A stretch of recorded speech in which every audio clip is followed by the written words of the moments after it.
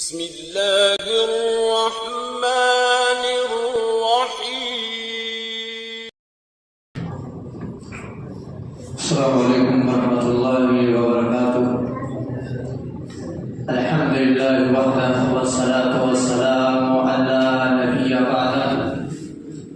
اعوذ باللہ من الشیطان الرجیم. بسم اللہ الرحمن الرحیم.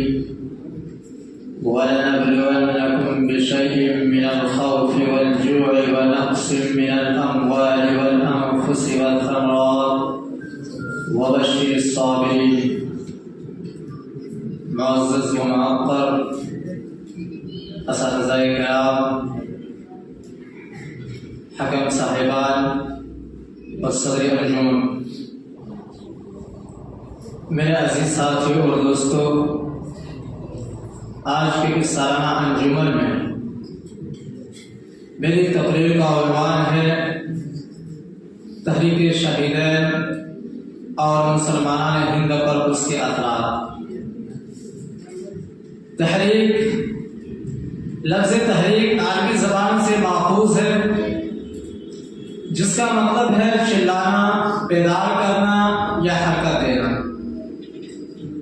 تحریک کے لفظی معنی کسی چیز کو حرکت دینا یا اس کے خاص مقصد کے حصول کے لیے کوشش کرنا. اور شہیدین عربی زبان کا لفظ ہے جو شہید کا تسمیہ ہے، اور شہید کا مطلب وہ شخص جو اپنے ایمان یا وطن کی حفاظت کرتے ہوئے جان دے. اور تحریک شہیدین کی اصطلاحی تعریف، یہ ایک مذہبی و قومی تحریک ہے جس کا آغاز 19ویں صدی کے اوائل میں سید احمد شہید بریلوی اور ان کے ساتھیوں نے کیا تھا. مسلمان ہند، لفظ مسلمان عربی زبان کا لفظ ہے جو مسلمان کی جمع ہے، یعنی جو اسلام قبول کر چکے.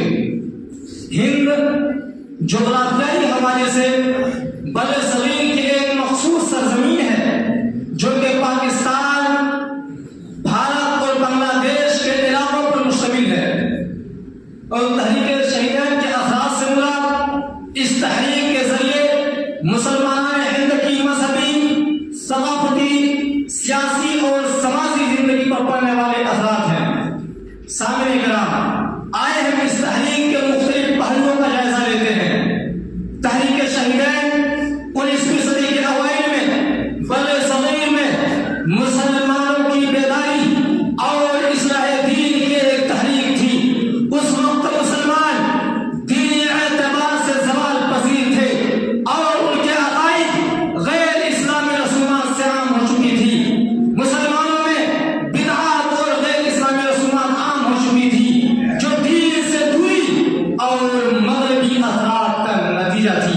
مسلمانوں میں ایمان اور اسلامی تشخیص کمزور ہو چکے تھے. اللہ رب العالمین نے قرآن مقدس کے اندر ارشاد فرمایا، وَأَنْتُمُ الْأَعْلَوْنَ إِن كُنتُم مُّؤْمِنِينَ، تم ہی غالب رہو گے اگر تم ایمان لے آؤ.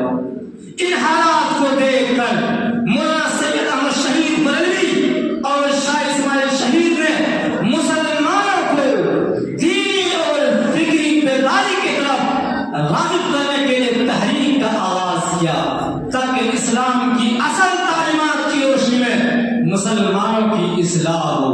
سامعین کرام، تحریک شہیدین کا بنیادی مقصد، تحریک شہیدین کا بنیادی مقصد سید احمد شہید بریلوی نے توحید کا پیغام عام کیا اور انہوں نے بتایا کہ اسلام کا بنیادی اصول توحید ہے. انہوں نے بتایا کہ اسلام کا بنیادی اصول توحید ہے اور عبادات کو خالص اللہ رب العالمین کے لیے کرنا چاہیے. اللہ رب العالمین نے قرآن مقدس کے اندر ارشاد فرمایا، قُلْ هُوَ اللَّهُ أَحَدٌ، کہو کہ اللہ ایک ہے. سامعین کرام، سید احمد شہید نے مسلمانوں کو غیر اسلامی حکمرانوں کے ظلم سے نجات دلانے، غیر اسلامی حکمرانوں سے نجات دلانے اور اسلامی اصولوں پر مبنی معاشرے کی تشکیل کے لیے جدوجہد کی. انہوں نے مسلمانوں کو جہاد کی طرف راغب کیا اور انہیں برطانوی تسلط اور سکھ حکمرانوں کو ظلم کے خلاف لڑنے کا درس دیا۔ نبی کریم صلی اللہ علیہ وسلم نے فرمایا، سنن نسائی کی حدیث ہے، افضل الجہاد کلمۃ حق عند سلطان جائر، کہ سب سے افضل جہاد ظالم حکمران کے سامنے حق بات کہنا ہے۔ اسی میں شامل ہے بالاکوٹ کی جنگ، جہاں سید احمد شہید نے اور ان کے ساتھیوں نے اسلام کی خاطر اپنے جانیں قربان کی۔ اگرچہ یہ جنگ بظاہر ناکام رہی، مگر اس نے مسلمانوں کے دلوں میں آزادی اور خود مختاری کا شعلہ روشن کر دیا۔ اللہ رب العالمین نے قرآن مقدس کے اندر ارشاد فرمایا، وَلَنَبْلُوَنَّكُمْ بِشَيْءٍ مِّنَ الْخَوْفِ وَالْجُوعِ وَنَقْصٍ مِّنَ الْأَمْوَالِ وَالْأَنفُسِ وَالثَّمَرَاتِ وَبَشِّرِ الصَّابِرِينَ، کہ ہم تمہیں ضرور آزمائیں گے، بھوک سے، خوف سے، مال و جان اور پھلوں کی کمی سے، اور صبر کرنے والوں کو خوشخبری سنا دو۔ سامنے کرام، اب میں اپنی تقریر یہیں سے ختم کرنا چاہتا ہوں۔ آخر میں اللہ رب العالمین سے دعا ہے کہ بارگاہ ہم تمام مسلمانوں کو قرآن و احادیث کے مطابق زندگی گزارنے کی توفیق عطا فرمائے، آمین۔ والسلام علیکم۔